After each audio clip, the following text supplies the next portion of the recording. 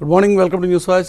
దేశమంతా దూకుడు మీద ఉన్న బీజేపీ తెలంగాణ రాష్ట్రంలో కూడా భవిష్యత్తు మాదే అంటోంది. 2019 ఎన్నికల్లో తెలంగాణ రాష్ట్రంలో కూడా విజయం సాధిస్తామంటూ వరంగల్ వేదికగా ఆ పార్టీ చేసినటువంటి శపథం, ఆ పార్టీకి సంబంధించిన జాతీయ నాయకత్వం ఇచ్చినటువంటి పిలుపు, ఈ అంశాలే ప్రధానంగా ఇప్పుడు రాష్ట్ర వ్యాప్తంగా చర్చనీయాంశం అవుతున్నాయి. ప్రస్తుతం రాష్ట్రంలో తెలంగాణ రాష్ట్రంలో ఉన్నటువంటి కాంగ్రెస్ పార్టీ ప్రతిపక్ష హోదాని కోల్పోబోతుందా? ప్రతిపక్ష పార్టీ స్థాయిలో మేమే పనిచేస్తున్నామంటూ బీజేపీ చేసుకుంటున్న క్లెయిమ్ 2019 ఎన్నికల్లో ఆ పార్టీని అధికారం వైపు నడిపించగలుగుతున్నా? ఈ అంశం మీద ప్రధానంగా డిస్కస్ పోతున్నాం. గణేష్ బిగాల టీఆర్ఎస్ నుంచి ఆ పార్టీ సీనియర్ నాయకులు మనతో పాటు ఉన్నారు. అలాగే ఎండలక్ష్మి బీజేపీ నుంచి ఆ పార్టీ సీనియర్ నాయకులు, అలాగే ఢిల్లీ నుంచి రాప్పల ఆనంద్ భాస్కర్ కాంగ్రెస్ పార్టీ సీనియర్ నాయకులు, ఎంపీ మనతో పాటు ఢిల్లీ నుంచి లైవ్లో అందుబాటులో ఉన్నారు. ముందుగా కాంగ్రెస్ నాయకులు ఆనంద్ భాస్కర్ గారు మీ దగ్గర నుంచే స్టార్ట్ చేస్తే, ప్రస్తుతం ప్రతిపక్షం మీది, భవిష్యత్తు వస్తే మీకు రావాలి. కాంగ్రెస్ ఒకవేళ టీఆర్ఎస్ కనుక ఈ రాష్ట్రంలో వద్దు అని ప్రజానికం కనుక నిర్ణయించుకున్న సందర్భంలో, కానీ బీజేపీ ప్రత్యామ్నాయం మేమే అంటుంది, మీరేమంటారు? మిత్రమా మురళీకృష్ణ, మీకు చర్చలో పాల్గొంటున్న మిగతా పెద్దలు మిత్రులకు అందరికీ నా నమస్కారం. నమస్తే. మీరు అడిగినటువంటి ప్రశ్నను దానిపైన నా స్పందన తెలిపే కన్నా ముందు ఒక్క చిన్న అంశాన్ని ప్రస్తావన చేస్తాను.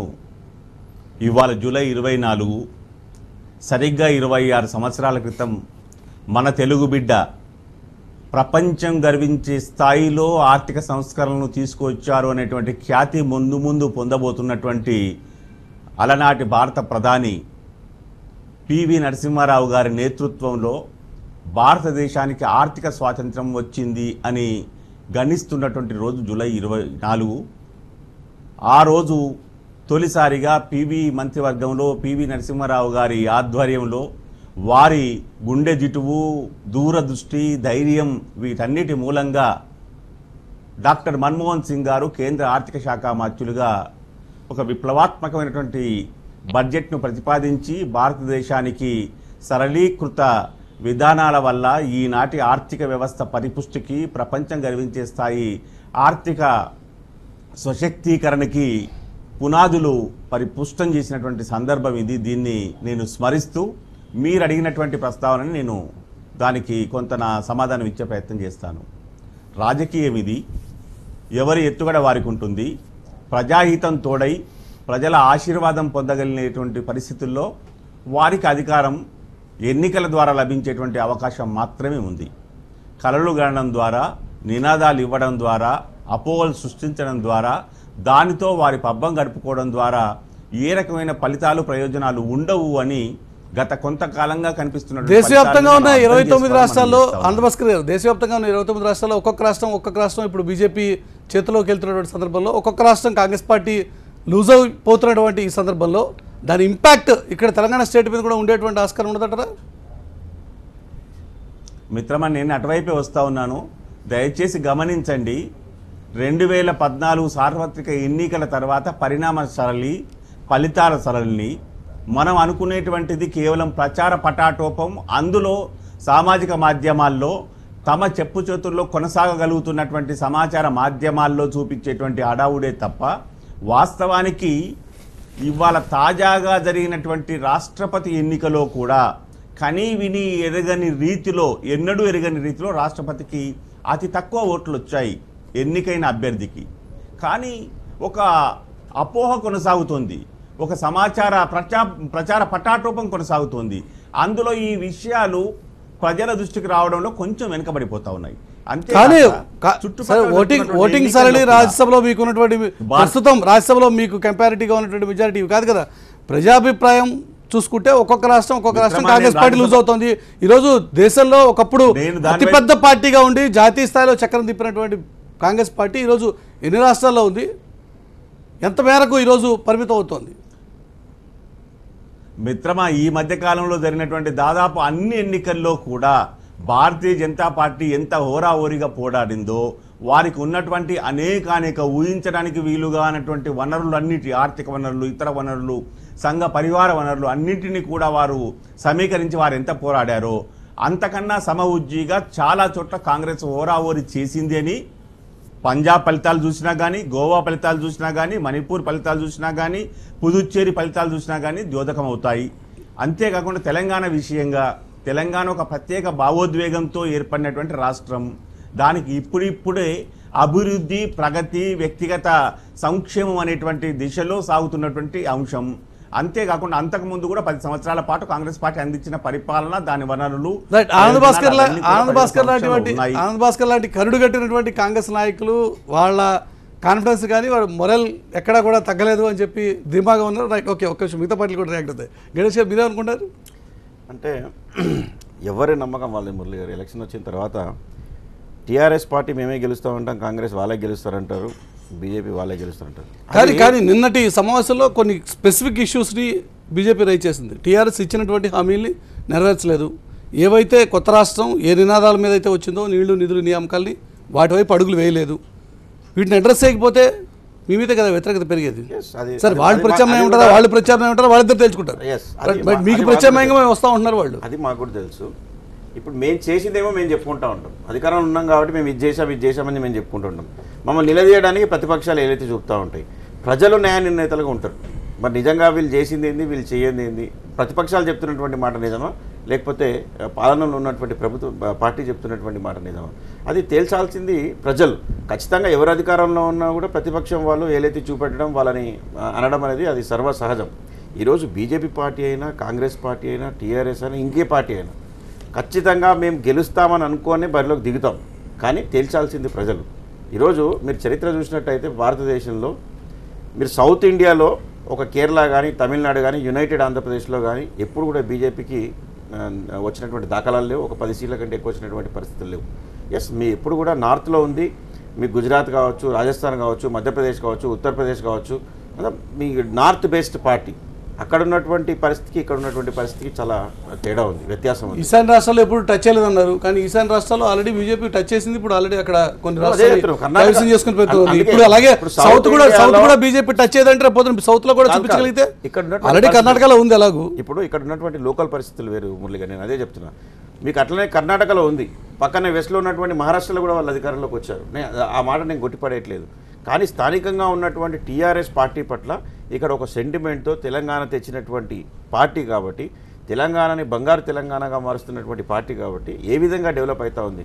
నీళ్లు, నియామకాలు, నిధుల గురించి మీరు మాట్లాడారు. మరి ఈరోజు నీళ్ళ గురించి టీఆర్ఎస్ పార్టీ ఇరిగేషన్ ప్రాజెక్ట్స్ చేయడం లేదా, మరి మిషన్ భగీరథ చేయడం లేదా, మిషన్ కాకతీయ చేయడం లేదా, అదేవిధంగా నియామకాలు కావచ్చు, నీళ్లు కావచ్చు, అన్నీ కూడా మనం ఇప్పుడు నిధుల గురించి చేస్తే యునైటెడ్ ఆంధ్రప్రదేశ్లో పెట్టినటువంటి బడ్జెట్ కంటే కూడా కేవలం తెలంగాణ 10 జిల్లాలకు చెందినటువంటి బడ్జెటే మనం ఎక్కువ పెట్టుకున్నాం. కాబట్టి ప్రజలందరూ చూస్తూ ఉన్నారు. నిజంగా టీఆర్ఎస్ పార్టీ బదులు వేరే వాళ్ళు ఉంటే ఏం చేసేవాళ్ళు, టీఆర్ఎస్ పార్టీ అయితే ఏం చేస్తూ ఉంది. మీరు గవర్నమెంట్ ఆఫ్ బీజేపీ కానీ కాంగ్రెస్ కానీ మాకు ప్రత్యామ్నాయం కాదు అంటారు. రైట్, ఆ విషయంలో లక్ష్మణ్ గారు కూడా రైట్. లక్ష్మణ్ గారు, ప్రచార పట్టాటోపం తప్ప వాస్తవాలు అందుకు భిన్నంగా ఉన్నాయనేది ఆనంద్ భాస్కర్ గారి ఆర్గ్యుమెంట్. ఆనంద్ భాస్కర్ గారు వారికి సంబంధించి ఏదైతే ఒక పంజాబ్ విషయాన్ని ప్రస్తావించడానికి నైతిక స్థైర్యం ఉంది తప్ప మిగతా గోవాలో ఇచ్చినటువంటి పోటీ, మణిపూర్లో ఇచ్చినటువంటి పోటీ, వీటి గురించి మాట్లాడుతూ అధికారం టెక్నికల్గా మీకు రావచ్చు, కానీ సీట్లు మణిపూర్లో కాంగ్రెస్కి ఎక్కువ వచ్చాయి. గోవాలో ఉన్న అధికారాన్ని నిలబెట్టుకోవడం జరిగిందనేటువంటి విషయాన్ని వారు అంగీకరించాలా. బీహార్లో వాళ్ళు అలయన్స్లో ఉండి 44 సీట్లు తెచ్చుకున్నారు అనేటువంటి విషయాన్ని వారు అంగీకరించాలి. లేకపోతే ఆ స్థానం ఎక్కడ ఉంటుంది. మణిపూర్లో ఎక్కువ సీట్లు వచ్చాయి, ఎవరు ప్రభుత్వం ఏర్పాటు చేశారు, సీట్లు వాళ్ళకి ఎక్కువ వస్తే ప్రభుత్వం మీరు ఏర్పాటు చేశారు. ఒక విషయాన్ని నేను ఇక్కడ చెప్పదలుచుకున్నాను. గతంలో కేంద్రంలో మాకు వాళ్ళకంటే ఎక్కువ సీట్లు వచ్చినా ప్రభుత్వాన్ని వాళ్ళు ఏర్పాటు చేసారు. అది రాజకీయంగా ఇది నంబర్ గేమ్. దాని విషయంలో మేము అప్పుడు నంబర్ 1 లార్జెస్ట్ పార్టీ అయినా కూడా గఠబంధన్ ఏదైతే ఉన్నదో మాకు అనుకూలంగా ఉంది, దానివల్ల మేము కావచ్చు. కానీ ప్రజాభిప్రాయం ఎవరి వైపు ఉంది, ప్రజలు ఎక్కువ మెజారిటీ ప్రజలు ఎవరి వైపు మొగ్గు చూపారు అన్న విషయం కూడా తెలుతుంది కదా. అసలు మణిపూర్ అటువంటిది చిన్న రాష్ట్రము. పంజాబ్ విషయం వారికి కూడా స్పష్టంగా తెలుసు. ఏదైతే భారతీయ జనతా పార్టీ కనుక అలయన్స్ ధర్మాన్ని పాటించకుండా సొంతంగా పోతే ఖచ్చితంగా అధికారాన్ని సాధించేది అనేటువంటి విషయాన్ని వారు కూడా అంగీకరిస్తారు. దాంట్లో రెండో అభిప్రాయానికి అవకాశమే లేదు. కానీ తెలంగాణ రాష్ట్రంలో యాంటీ ఇన్కంబెన్సీ వస్తే కదా వారు ఉత్తరప్రదేశ్ గురించి ప్రస్తావన చేయలేదు. ఉత్తరప్రదేశ్ లో ఉన్నటువంటి సమీకరణాల్లో, ఉత్తరప్రదేశ్ ఉన్నటువంటి టఫ్ ఈక్వేషన్స్ లో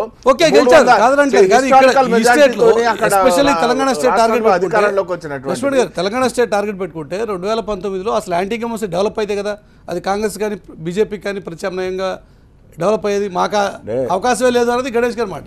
వారికి కూడా సమాధానం చెప్పండి. సహజంగా ముఖ్యమంత్రి గారి స్టేట్మెంట్లు కానీ ఆ ముఖ్యమంత్రి గారి స్టేట్మెంట్ల ద్వారా ఆధారపడి వచ్చేటువంటి వార్తలు కానీ వారు చూస్తే వారికి ఆ ఆత్మవిశ్వాసం పొంది చేసుకునేటువంటి విధంగానే ఉంటుంది.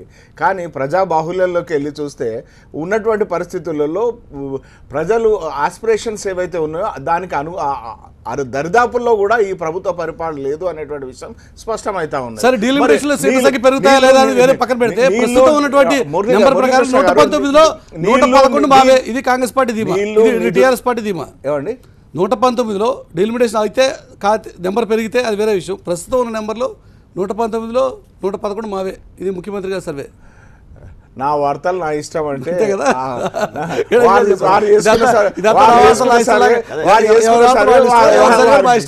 మురళి గారు, కేసీఆర్ గారు మా పార్టీ పక్షాన సర్వే చేయించి బహిరంగంగా అంటే పలానా వ్యక్తికి మైనస్ ఉందంటే టీఆర్ఎస్ వ్యక్తి కూడా మైనస్ వేసి పడేశారు, మైనస్ చూపించారు. అంటే ఒకళ్ళో ఇద్దరు చూపించారు, 111 సీట్లు బాగా అంటున్నారు కదా. మురళి గారు, సరే మరి ముఖ్యమంత్రి గారు చేయించినటువంటి సర్వేని పక్కన పెడదాం. మరి టీవీ నైన్ చేయించినటువంటి సర్వే, టీవీనే చేయించారు, ఒక ఏజెన్సీతో కలిసి ఇచ్చింది సర్వే. అదేనండి, ఏజెన్సీతో కలిసి ఎలక్ట్రానిక్ మీడియా చేసినటువంటి సర్వే నమ్మమ్మా? మళ్ళీ కూడా ఒక పత్రిక చేసినటువంటి నైతిక స్థైర్యం ఉంటే ఇతర పార్టీల నుంచి వాళ్ళ పార్టీలోకి చేర్చుకున్న వాళ్ళను ప్రజా బాహుళ్యంలోకి వెళ్ళి ప్రజల తీర్పు కోరమనండి చెప్తారు ప్రజలు. 3 ఏళ్ళు జరగలేదు కదా, 3 ఏళ్ళు జరగట్లేదు కదా పని. లక్ష్మీనారాయణ గారు రైట్ చేసిన ఇష్యూ 3 ఏళ్ళు జరగట్లేదు కదా. పార్టీలు ఫిరాయించిన వాళ్ళు ఎన్నికలు ఎందుకు పిలిపించలేదు? ఇప్పుడు ఆ పిలుపు సమాధానం ముందు వారే చెప్పారు కదా. ఇప్పుడు మణిపూర్లో పార్టీ ఫిరాయింపు చేసుకొని అలయన్స్ కాదు, సారీ, అలయన్స్ వేరు, మద్దతు వేరు. అలయన్స్ కర్ణాటకలో పార్టీ ఎవరైతే పార్టీలోకి వచ్చే వాళ్ళని రాజీనామా తప్పు చేస్తే వాళ్ళు తప్పు సార్, మనం తప్పు చేస్తే మన తప్పు. మీరు తప్పు చేశారు ముందు, ఫస్ట్ అక్కడి నుంచి స్టార్ట్ చేద్దాం. మురళీకృష్ణ గారు, నేను చేసేది పెద్ద కొత్తగా ఏం కాదు, ఇంతకు ముందు కాంగ్రెస్ పార్టీ. అంటే మీరు ఒకవేళ 111 సీట్లు గెలిచేటువంటి పరిస్థితి వాతావరణం మీకుంటే వచ్చిన తర్వాత ఒకటి తీసేయాల్సి వస్తుంది, 11 మిగులుతాయి. దాని విషయంలో 11 మేము ఉద్యమం చేసినప్పుడు కూడా వాళ్ళకి 11 ఉన్నాయి. ఆ పూర్వ వైభవానికి వారు వచ్చేటువంటి అవకాశం ఉంది. ఎందుకంటే నిజాం షుగర్ ఫ్యాక్టరీకి పూర్వ వైభవం తెస్తామన్నారు, ఆ ఫ్యాక్టరీ స్థాపించక ముందు ఉన్నటువంటి దశకు తీసుకుపోయారు. ఈ పార్టీకి కూడా పూర్వ వైభవం వస్తుంది, 11 స్థానాలకు పరిమితం అవుతుంది. ఇప్పుడు మురళి గారు, ఎవరి నమ్మకం వాళ్ళది. ఇప్పుడు ఒకసారి ఏంటంటే వాళ్ళకి ఇప్పుడు అది మన ఉత్తరప్రదేశ్ గెలిచారు కాబట్టి చాలా ఉత్సాహంతో ఉన్నారు. ఏంటంటే రాబోయే ఎలక్షన్లు అన్నింటిలో మేము గెలుస్తామని చెప్పేసి. కానీ ఒక విషయం గుర్తుపెట్టుకోవాలి, వీళ్ళు అధికారంలోకి వచ్చిన కొన్ని రోజుల్లోనే ఆ ఢిల్లీలో ఉన్నటువంటి అధికారాన్ని వాళ్ళు కోల్పోయారు. మరి ఈరోజు ఉత్తరప్రదేశ్లో రాగానే రెట్టింపు ఉత్సాహంతో మేము అక్కడ గెలుస్తాం, ఇక్కడ గెలుస్తాం, అక్కడ స్ట్రాటజీస్ పనిచేస్తాం, మేము గ్రాస్ రూట్లో వెళ్ళకపోయినాము. ఒకసారి గెలవచ్చు, ఒకసారి ఓడొచ్చు. కానీ ఉత్తరప్రదేశ్ మా దగ్గర ఒక స్ట్రాటజీస్ ప్లాన్ చేసాం, గ్రాస్ రూట్ బూత్ లెవెల్ వెళ్ళాం. ఇవన్నీ ప్రతి ఒక్కరికి ఉంటుంది. ఎవరి ప్లాన్ వాళ్ళకు ఉంటుంది, ఎవరి స్ట్రాటజీ వాళ్ళకు ఉంటుంది. భాస్కర్ గారు మాట్లాడతారు. భాస్కర్ గారు, ఈరోజు బీజేపీ టీఆర్ఎస్లో ఫైట్గా మారితే మరి కాంగ్రెస్ సంగతి ఏంటి? మిత్రమా మురళీకృష్ణ, అదేదో మొత్తం అన్ని అయిపోయినట్టు, పంపకాలన్నింటినీ చేసుకున్నట్టు, 111 బాకీ వచ్చేసినట్టు మాట్లాడతారు కదా గణేష్ గారు. ప్రమాణ పత్రాలు పూర్తి చేసినట్టు ఈ అపోహలు ఎందుకు? ముందున్నది ముసుళ్ళ పండగ, తొందరపడొద్దు దేనికైనా కానీ. ప్రజాబాహుల్యంలోకి ప్రజా ఆశీర్వాదంతో మాత్రమే మనకు తీర్పు వచ్చేటువంటి ఆస్కారం ఉంటుంది. ఆ నేపథ్యంలో మాత్రమే ఎవరికి భాగ్యం దక్కితే ఆ రకమైనటువంటి పని వాళ్ళ బాధ్యతను నిర్వర్తించాల్సి ఉంటుంది. ఇవాళ తెలంగాణ విషయంగా చూసుకున్నప్పుడు తెలంగాణ వ్యాప్తంగా కూడా ప్రజల్లో నెలకొంటున్నటువంటి పరిస్థితుల మీద వారికి కలుగుతున్నటువంటి అసహనం కానివ్వండి, ఆవేదన కానివ్వండి, వాటన్నిటిని పరిగణలో తీసుకోవడం కోసం ఎవరు ఎంత అప్రమత్తంగా అడుగులు వేయగలరో వారికి మాత్రమే భవిష్యత్తులో అవకాశం ఉంటుంది. కాంగ్రెస్ పార్టీ తనకున్న శక్తితో, తనకున్నటువంటి నిర్మాణంతో, తనకున్నటువంటి వ్యూహంతో కదులుతుంది అనేటువంటిది. అంతేకాకుండా జాతీయ స్థాయిలో ఉండేటువంటి పరిస్థితుల నేపథ్యంలో జాతీయ స్థాయి నాయకత్వం అందించేటువంటి ఉత్సాహం, చైతన్యం తోడ్పాటుగా అడుగు వేస్తుంది అనేటువంటి అందరికీ తెలుసు. అంతేగాక భారతీయ జనతా పార్టీ తను మాత్రమే కాకుండా తన సంఘ పరివారము, తమకున్న వనరులు వాటన్నిటితో ఉరుకలు వేస్తున్నది. దాని వలన కలలు గంటున్నది, ఆశలు పెరుగుతున్నాయి అనేటువంటిది కూడా ప్రజలు గమనిస్తూ ఉన్నారు. తెలంగాణ రాష్ట్ర సమితి తెలంగాణ సాధనలో చేసినటువంటి ఉద్యమ నేపథ్యం, దాంతో పాటుగా ఈనాడు తాజాగా లభించిన అధికారం తర్వాత వారి పరిస్థితులు, వారు చేసిన వాగ్దానాలు, వాగ్దానాల నేపథ్యంలో ప్రజలను మెప్పించగలిగినటువంటి పరిస్థితి, దాని ఆధారంగా వారి వ్యూహం ఉంటుంది. వీటన్నిటిని ఆధారంగా చేసిన తర్వాతనే ప్రజలు సమీక్షించుకొని వారి నిర్ణయం సరే జిహెచ్ఎంసీ తీసుకుంటారు. ఎన్నికల్లో కావచ్చు, కనీసం వరంగల్ ఇంకొక ఎన్నికల్లో ఏడాది కావచ్చు, పైచిలుకు వచ్చినటువంటి సమయం ఫలితాలు ఈ బహుశా ఇప్పుడు టీఆర్ఎస్ కి ప్రజా అధ్యయనిస్తున్నాము. అభివృద్ధి పనులు ఆంధ్రభాస్కర్ జిహెచ్ఎంసీ ఎన్నికలు కావచ్చు, అంతకంటే ముందు వచ్చిన వరంగల్ మిత్రమా. ఎన్నికలు కావచ్చు, ఖమ్మంలో వచ్చినటువంటి ఫలితాలు కావచ్చు, ఇవన్నీ కూడా టీఆర్ఎస్ ధీమాన్ని పెంచుతున్నాయంటారా? సో టీఆర్ఎస్ చెప్పేటువంటి మాటలో మిత్రమా, కొత్త నిజం ఉంది అని చెప్పి తెలంగాణ ఎటువంటి వాతావరణం క్రియేట్ అవ్వట్లేదంటారా? తెలంగాణలో నెలకొని ఉన్నటువంటి వాతావరణానికి సహజంగానే అధికార పార్టీకి ఒక ధీమా, ఒక విశ్వాసం కలిగే ఆస్కారం ఉంటుంది. ఉన్నది కూడా ఇప్పటికిప్పుడు వాళ్ళు అంటే కుదేలయ్యేటువంటి రీతిలో బేల పడిపోయేటువంటి రీతిలో ఉన్నది అని నేను అనడం లేదు. లక్ష్మీనారాయణ గారు అన్నట్టు 11 సీట్లు అయితే 11 సీట్లకి అయితే పరిమితం కాదు కదా భాస్కర్ గారు. లక్ష్మణ్ గారు అయితే మరి 11 సీట్లు. నేను గణాంకాల్లోకి వెళ్ళను. ప్రజల ఆశీర్వాదం, ప్రజల తీర్పుగా మారినప్పుడు లభించే అవకాశం గురించి మాత్రమే నేను మాట్లాడతాను. ఎత్తుగడలు, వ్యూహాలు గణాంకాలను దారితీస్తాయి. కానీ వారి విశ్వాసం మితిమీరిన అతి విశ్వాసంగా, దురహంకారంగా మారిపోతే, ప్రజలని అసహనాన్ని పెంచేటువంటి రీతిలో చర్యలు తీసుకుంటే రేపటి నాడు ఏమైనా జరగవచ్చు. కాబట్టి ఏది ఏమైనా రాజకీయ పక్షంగా ఎవరైనా ఒళ్ళు దగ్గర పెట్టుకొని వారి వ్యూహము, వారి వ్యూహరచనతో పాటుగా ప్రజలను మెప్పించేటువంటి లక్షణాన్ని పెంచుకోవడం అనేది అవసరం ఉంది. అందులో కాంగ్రెస్ ఎంత మేరకు సఫలీకృతమైతే అంత మేరకు మిగతా వారికి అందరికీ చిక్కులే అనేది మాత్రం తప్పనిసరిగా ప్రజలకందరికీ తెలుసు. ఎవరో విశ్వాసం ఉండొచ్చు కానీ అతి విశ్వాసం వద్దని మీరు ఇస్తున్నటువంటి సలహా ఈ అంశం మీద డిబేట్ కంటిన్యూ చేద్దాం. టీఆర్ఎస్ కి ప్రత్యామ్నాయంగా ఎవరు నిలిచేటువంటి ఆస్కారం ఉంది? ఎవరు నిజంగా టీఆర్ఎస్ పోటీగా నిలబడతారు, లేక టీఆర్ఎస్దే అసలు అతి విశ్వాసం? ఈ అంశం మీద డిబేట్ కంటిన్యూ. ఇంతకీ 2019 ఎవరిది? ఈ అంశం మీద డిబేట్ కొనసాగుతుంది. 2019కి సంబంధించి ఇప్పటి నుంచి ఊహాగానాలు మొదలయ్యాయి. బీజేపీ తన ప్రిపరేషన్స్ని ఆల్రెడీ చాలా వేగంగా స్టార్ట్ చేసిన సందర్భంలో లక్ష్మణ్ గారు, భారతీయ జనతా పార్టీ సంస్థాగతంగా ఈ రాష్ట్రంలో ఉన్నటువంటి 32,000 పైగా పోలింగ్ బూతుల్లో కార్యకర్తల గణాన్ని నిర్మాణం చేసుకోవడం కోసం దృష్టి పెట్టింది. దీన్ దయాళ్ ఉపాధ్యాయ కార్యవిస్తార యోజనలో భాగంగా ప్రతి ఇంటికి కార్యకర్త వెళ్ళే విధంగా కేంద్ర ప్రభుత్వ విధానాలు ఈ రాష్ట్ర అభివృద్ధి కోసం చేసినటువంటి విధానాలను చెప్పడమే కాకుండా ఈ రాష్ట్ర ప్రభుత్వం యొక్క ఎన్నికల్లో ఇచ్చినటువంటి హామీలు అమలుపరచని విషయాలను కూడా ప్రజలకు ప్రత్యక్షంగా చేరవేసేందుకోసం ఈ యొక్క ప్రణాళికాబద్ధంగా కార్యకర్తలు. సార్, దేశవ్యాప్తంగా మోదీకి పాజిటివ్ వేవ్ క్రియేట్ అయింది అని మీరు ధీమాగా ఉండొచ్చు. నిన్న రామ్ మాధవ్ చెప్పినటువంటి మాటలు కూడా మోదీ ఇమేజ్తో గెలుద్దాం అని చెప్పిన మాటలు. దేశవ్యాప్తంగా ఆయన ఇమేజ్ గురించి మాట్లాడారు, సపరేట్ ఇష్యూ. కానీ ఈ స్టేట్ విషయానికి వస్తే మొన్న ఎలక్షన్స్లో 5 సీట్లు గెలిచారు. 5 సీట్లో ఒక ఆయన ఇంకా డౌట్లో ఉన్నాడు. ఆయన ఎట్టున్నాడు కొంచెం, ఆయన మీకు కన్ఫ్యూజన్, వారికి కన్ఫ్యూజన్. మిగిలిన 4 సీట్లు తప్ప తర్వాత ఎక్కడైనా మీరు ప్రాపర్గా పెర్ఫామ్ చేయగలిగారు?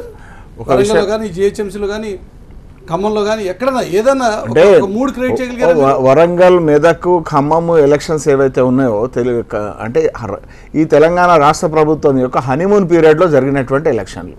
కొత్త రాష్ట్రం, కొత్త ప్రభుత్వం, ప్రజలు ఇంకా ఆ ప్రభుత్వం మీద ఇంకా ఆశలు, ఆకాంక్షలు ఇంకా కొనసాగుతున్నటువంటి దశలో జరిగిన ఆ హనీమూన్ టైం అయిపోయింది. ప్రజల ఆకాంక్షలు నెరవేర్తలేవు అనేటువంటి ఆవేదన వెల్లువెత్తుతున్నది. ఒకవైపు అవినీతి తాండవిస్తున్నది. ఏదైతే 12% రిజర్వేషన్ పేరుతో బీసీలకు శరాఘాతంగా పరిణమించేటువంటి రీతిలో ఆ 12% అపీజ్మెంట్ పాలిటిక్స్ ఇక్కడ ప్రయత్నం జరుగుతుంది అనేటువంటి విషయం స్పష్టంగా కనబడతా ఉంది.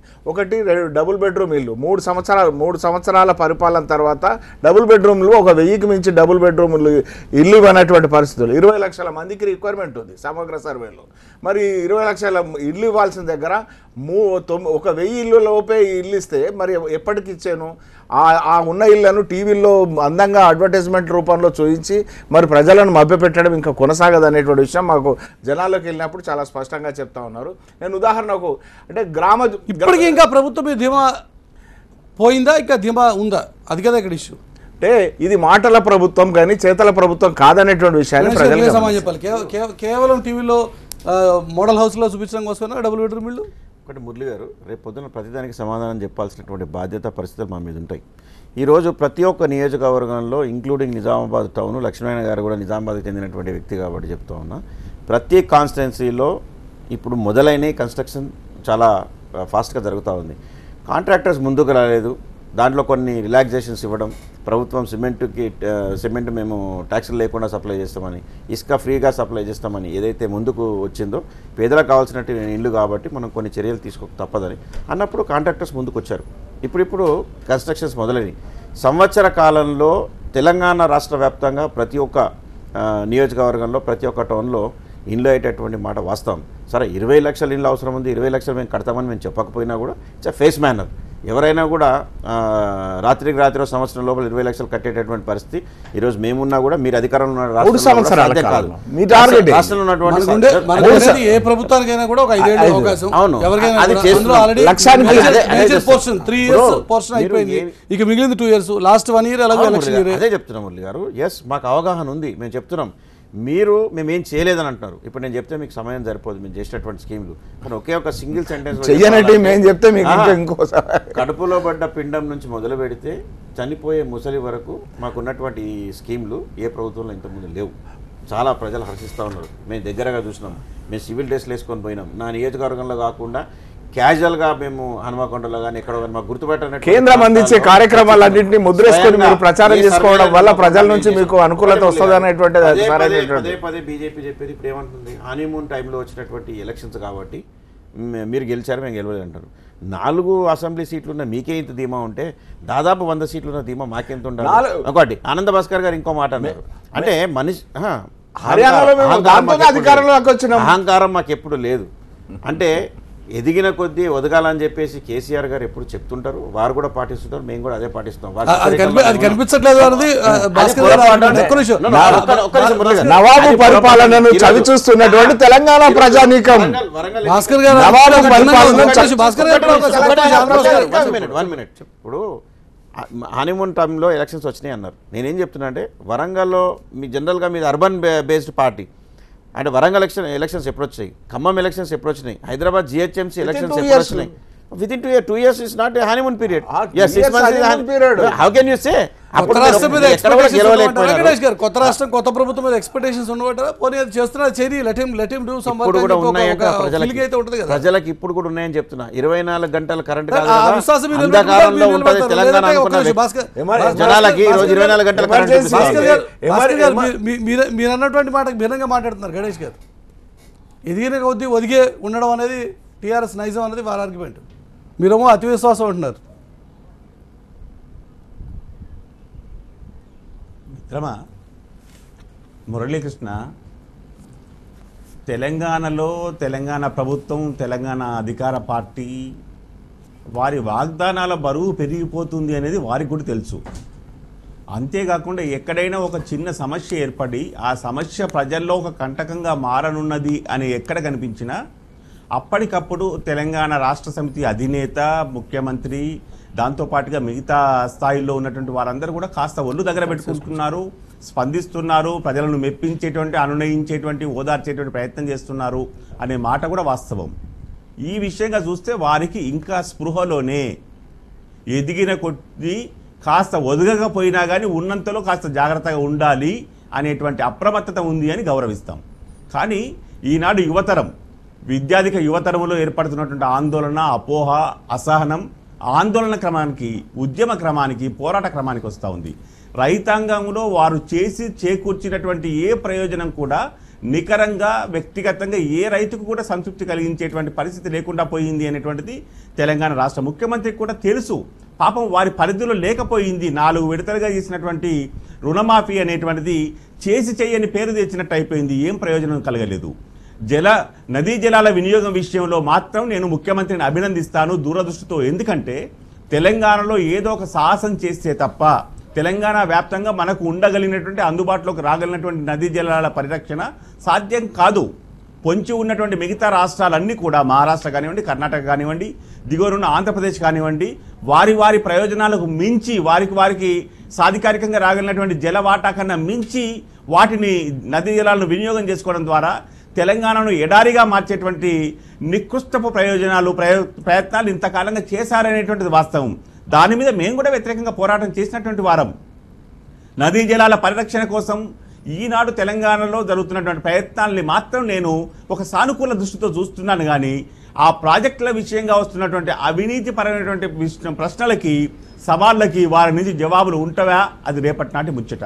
అంతేకాకుండా ఇప్పుడు కొనసాగుతున్నటువంటి అభివృద్ధి కార్యక్రమాలు, అభివృద్ధి కార్యక్రమాల్లో కానివ్వండి, సంక్షేమ కార్యక్రమాల్లో కానివ్వండి, గృహ నిర్మాణంలో పుట్టబోయే బిడ్డ కడుపులో ఉన్న బిడ్డ నుంచి ద్వారా వ్యక్తిగత శ్మశానానికి వెళ్ళేటువంటి వ్యక్తి వరకు అన్ని స్థాయిలో మా కార్యక్రమాలు లేదు. గణేష్ గారు చాలా ధీమాగా చెప్పిన మాట. అది ఆనంద భాస్కర్ గారు చాలా సీనియర్ నాయకులు కాబట్టి వారికి కూడా తెలుసు, కొత్తగా చెప్పాల్సినటువంటి అవసరం లేదు. ప్రతి స్టేజ్ లో ప్రతి స్టేజ్ ఆఫ్ లైఫ్ ఒక ఎంపీగా ప్రతి స్టేజ్ ఆఫ్ లైఫ్ ఆయనకు తెలుసు. ప్రధానమంత్రి ఆడపడుచు కోసం ఇచ్చినటువంటి తర్వాత దాని కేసీఆర్ కిట్ రూపంలో ఇక్కడ ముద్రేసుకొని ఇవ్వడం ఏదైతే ఉన్నదో వారికి కూడా తెలుసు ఆనంద భాస్కర్ గారికి. అదే అన్నీ తెలుసు. మేము ఏ విధంగా చేస్తానో కానీ ఒక మాట చెప్పిండ్రు, ఎస్ ఒళ్ళు దగ్గర పెట్టుకొని పని చేస్తున్నారు అని కూడా అన్నారు. అంటే ఎదిగిన కొద్దీ ఒదిగినట్టే ఉంటున్నారు మీ నాయకులు, మీ ఎమ్మెల్యేలు కానీ మంత్రులు కానీ అని చెప్పారు. ఇక్కడ జోక్యం చేసుకొని మురళి గారు జోక్యం చేసుకొని చెప్పేది ఏంటంటే పాపం టిఆర్ఎస్ శ్రేణులు ఒదిగి ఉంటున్నాయి. టిఆర్ఎస్ నాయకత్వం ఏదైతే కుటుంబం ఏదైతే ఉందో ఎదిగి ఉంటున్నది. వీళ్ళను ఒదిగి ఉంచడానికి శాయశక్తిలో కృషి చేస్తున్నారు. పొరపాటు అది పొరపాటు లక్ష్మణ గారు అట్లా ఎప్పుడు లేదు. ఎందుకంటే ఇప్పుడు మేము అధికారంలోకి రాకముందు ఎన్నో సందర్భాల్లో మన టీఆర్ఎస్ పార్టీలో ఆఫీస్లో మీటింగ్ అయినప్పుడు ఎప్పుడు మా గౌరవ ముఖ్యమంత్రి గారు పార్టీ అధ్యక్షుల హోదాలో ఎప్పుడు చెప్పేవారు, కొంతమంది ఏదో సర్పంచో కార్పొరేటర్ కాగానే ఒక వైట్ డ్రెస్ వేసుకొని నల్ల కళ్ళద్దాలు పెట్టుకుని ఇట్లా చేస్తుంటారు, ఇట్లాంటి చేయకూడదు. అవి వెకిలి చేష్టలు చేసినట్టయితే ఎట్లా ఉన్నామో న్యాచురల్గా అట్లే ఉండాలి, అంతే నార్మల్గా ఉండాలని. ఇప్పుడు కేసీఆర్ గారు ఎప్పుడో ఇంతకుముందు మనం తెలిసినప్పటి నుంచి ఇప్పటివరకు ఏ డ్రెస్సింగ్లో కానీ ఏ బాడీ లాంగ్వేజ్లో కానీ ఎప్పుడు కూడా మార్పు రాలేదు. మరి అదే వారి కుటుంబ సభ్యులు కూడా మీకు తెలంగాణ కోసం వాళ్ళ ప్రాణాన్ని కూడా ప్రాణంగా పెట్టి అందరూ పనిచేసిండ్రు. ఈరోజు కూడా అంతే బంగారు తెలంగాణ మార్చడం కోసం పనిచేస్తున్నారు తప్ప ఎవ్వరు కూడా అవినీతి గురించి కూడా మాట్లాడాల్సిన అవసరం ఉంది కదా. దానికైతే టీఆర్ఎస్ నాయకత్వం సమాధానం చెప్పట్లేదంటే భాస్కర్ గారు ఆనంద భాస్కర్ గారిని అడగమని ప్రశ్నలు ఎక్కడ అవినీతి జరిగిందో చెప్పడానికి మేము సిద్ధంగా ఉన్నాం. భాస్కర్ గారు ఏ ప్రాజెక్టు ఎక్కడ జరిగింది, ఎంత అవినీతి జరిగింది,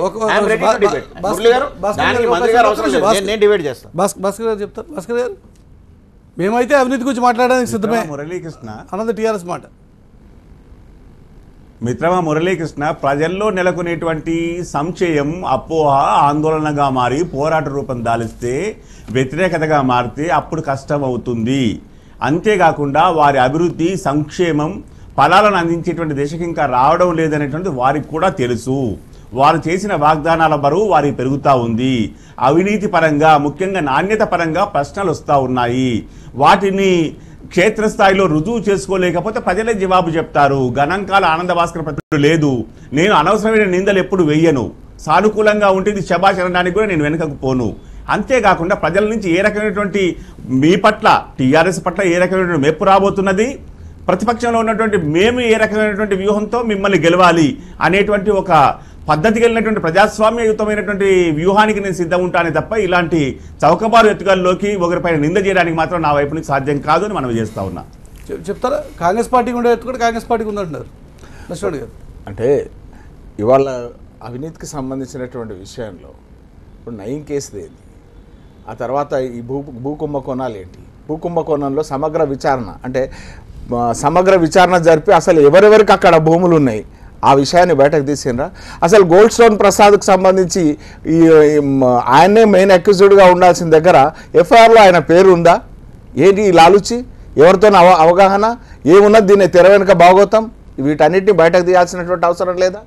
ఈ రకమైనటువంటి సార్ అన్ని కూడా చాలా కీలకమైనటువంటి కేసులే, వాటి కూడా అధికార పార్టీ సమాధానం చెప్పాలంటే మా ఇద్దరు జిల్లా శ్రీరామ్ సాగర్ రిజర్వాయర్లో మునిగినటువంటి చెరువులకు కూడా కాకతీయ మిషన్ కింద పనులు చేసినట్టుగా రెక్కలు రాసుకొని డబ్బులు దిగమింగడం ఏదైతే ఉన్నదో ఇది అవినీతి కాదా? మరి వాళ్ళ భగీరథ మిషన్ కింద అసలు డీటెయిల్ ప్రాజెక్ట్ రిపోర్టే ఇవ్వడానికి సిద్ధంగా లేరు. నేను అడుగుతాను, 20 ఒక్కొక్కటి కనీసం 1 గంట 2 గంటల పాటు డిస్కస్ చేయాల్సిన సీరియస్ ఇష్యూస్, మీరు రైట్ చేసిన ఇష్యూస్ ఏవి చిన్న ఇష్యూస్ ఏం కాదు. గణేష్ గారు క్లోజ్ పడే అవసరం ఉంటే దాన్ని బయటికి లాగాల్సినటువంటి అవసరం టీఆర్ఎస్ పార్టీకి లేదు. ప్రజలందరూ బయటికి తీసుకొచ్చిందే టీఆర్ఎస్ పార్టీ అధికారంలో ఉన్నటువంటి ప్రభుత్వం. మరి ఆ విధంగానే మీరు శ్రీరామ్ సాగర్లో మునిగినటువంటి చెరువులకు మిషన్ కాకతీయ కార్యక్రమం చేశారన్నారు. ఒక్క చెరువు మాకు చూపెట్టండి లక్ష్మీనారాయణ గారు. మీకు మంత్రి దాకా కూడా అవసరం లేదు, నేను సమాధానం చెప్తాను. నేను దాని డీటెయిల్స్ తీసుకొస్తాను. మురళి గారు ప్రాజెక్టులో నేను రాజకీయాల ఇదే వేదిక మీద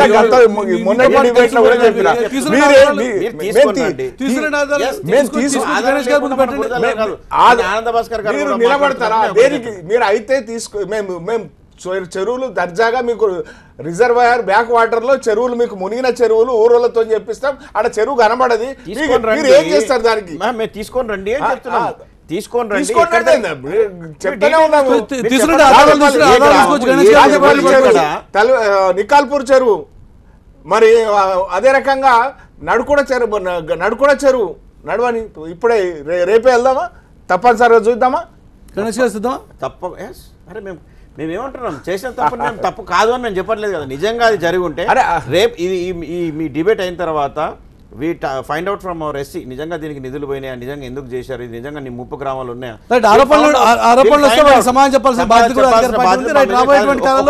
ఒక విషయం ఇప్పుడు ఆనంద భాస్కర్ గారు కూడా ఒక మాట అన్నారు, నేను అట్లా మీరు బురద జల్లే వ్యక్తిని కాదు, కానీ ప్రాజెక్టులో జరుగుతున్నటువంటి అన్యాయాల గురించి నేను మాట్లాడుతూ ఉన్నాను. నేను ఒకటే చెప్తున్నా, మీరు కూడా ముఖ్యమంత్రి గారి ఛాంబర్లో మీరు చూసుంటారు, పెద్ద ఎల్ఈడి పెట్టుకొని ఇంతకుముందు ఎవరు చేసిన ప్రాజెక్ట్ కాకుండా ప్రతి ఒక్క కాలువలో కానీ ప్రతి ఒక్క పైప్ లైన్లో కానీ ప్రతి ఒక్క ప్రాజెక్ట్ డిజైన్లో కానీ స్వయంగా ముఖ్యమంత్రి గారు ముందర కూర్చొని వాళ్ళు ఎక్స్ప్లెయిన్ చేయించుకున్నారు, ఏ విధంగా డిజైన్ చేశారు, ఎటు నుంచి వస్తుంది అవన్నీ. Okay sir,